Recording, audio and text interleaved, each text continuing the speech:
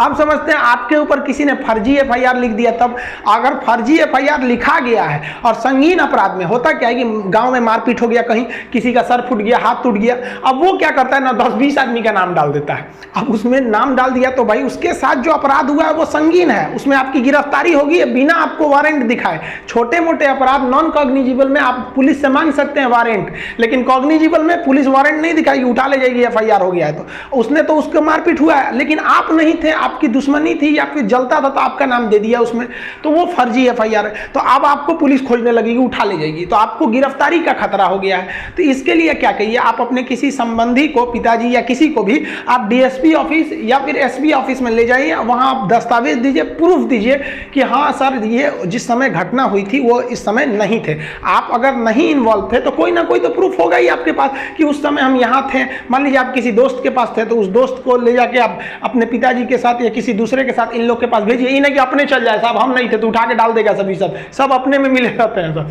तो इन लोग को आप ले जाके कर सकते हैं। एसपी बहुत अच्छा से सुनते हैं, क्योंकि एसपी को खरीदना बहुत बड़ा, वो बहुत बड़े बड़े लोग का, फिर यहाँ मंत्री उंत्री लोग का सोर्स चलता है एसपी के पास, नॉर्मल आदमी का नहीं चल पाता। तो ये आपकी बात को सुन सकते हैं, और इन लोग के पास, दोनों लोग के पास ऑर्डर होता है कि नो अरेस्टिंग का आदेश जारी कर सकते हैं, अभी इन्हें अरेस्ट नहीं किया जाए।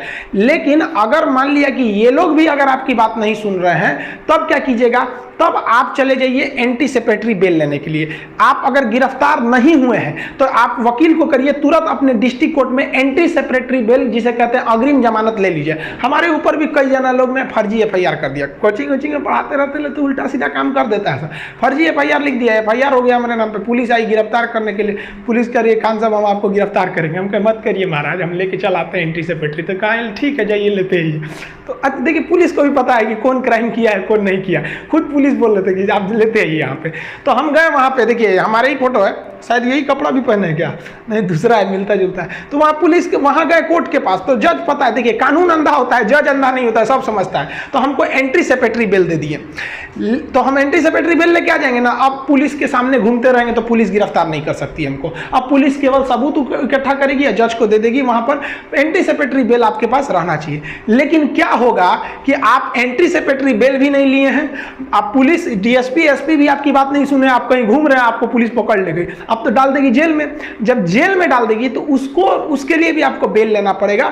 आप उसके लिए भी बेल ले सकते हैं, उसे कहते हैं रेगुलर बेल। ये थोड़ा लंबा प्रोसेस होता है, एंटीसिपेटरी आसान होता है, तुरंत मिल जाता है कि भाई हम नहीं किए हैं जज साहब, हमको थोड़ा समय दे दीजिए, हम आपको हम जब तक हम अपनी बेगुनाही का सबूत आपके पास लाएंगे। तो आपको जो है ना बेल आराम से मिल जाता है। लेकिन इसके बावजूद ना आप बेल मिल जाना मतलब ये कहाँ का नियम है कि आप निर्दोष है ना, मौत आपका अभी भी है, बस बेल का मतलब कि इसे गिरफ्तार मत कीजिएगा, कोर्ट आदेश दे देती है। अब आपको साबित करना पड़ेगा कि नहीं ये फर्जी एफआईआर है। तो इसके लिए दो रास्ते, आप दोनों के बीच में कॉम्प्रोमाइज कर लीजिए कि देख भाई हमको काहे लिए फंसा रहा है, उल्टा सीधा हम नहीं थे। कभी कभी अज्ञानता में भी लोग, जब किसी को मार धाड़ कर दीजिएगा तो बहुत गुस्सा में रहता है, जो मिलेगा नोच लेगा, उसको नाम डाल देता है, बाद में उसे भी एहसास होता है कि नहीं ये व्यक्ति नहीं था। तो कॉम्प्रोमाइज कर लेते हैं लोग, तो यहीं पे खत्म हो जाता है।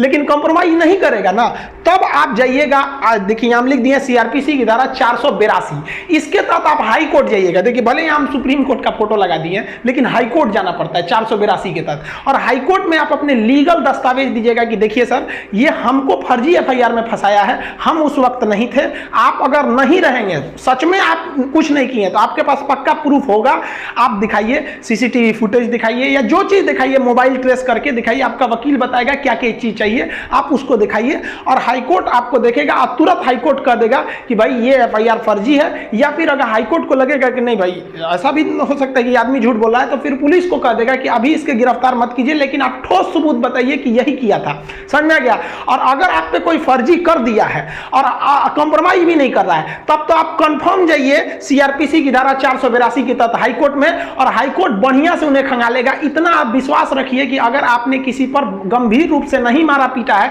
तो वो कहीं ना कहीं वो पकड़ा जाएगा हाईकोर्ट में। हाईकोर्ट वाले बहुत पहुंच वाले होते हैं। और उसके बाद अगर वहां पकड़ाया, कॉम्प्रोमाइज नहीं किया, फर्जी के बाद भी ऐंठ रहा है, तब वहां आप करिए 500 सेक्शन 500 के तहत उस पर क्या कर दीजिए, मानहानि का दावा ठोक दीजिए। और 211 के तहत उसी पे मुकदमा ठोक दीजिए, किसी जुड़ा हमको फंसाया, हमारा इज्जत खराब किया, समय बर्बाद किया, इसको भी ले जाइए। तो जब आपको कॉम्प्रोमाइज कर ले रहा है डिस्ट्रिक्ट लेवल तक ही, तब आराम से रखिए। हाई कोर्ट ले गया तो फिर उसको भी नहीं छोड़िए। इतना समझिए कि सत्य परेशान हो सकता है, पराजित नहीं हो सकता है, कुछ भी हो जाए। देखिए सुशांत सिंह मैटर का भी 2 महीना तक लेट हुआ, लेकिन अभी सीबीआई जांच लग गई है, वो भी कहीं ना कहीं निर्णय पे आ जाएगी। तो इस तरह से आप समझे कि पुलिस लेवल पर या फिर डिस्ट्रिक्ट लेवल पर या हाईकोर्ट लेवल पर किस तरह से अपने ऊपर किए गए फर्जी एफआईआर को आप निरस्त करा सकते हैं।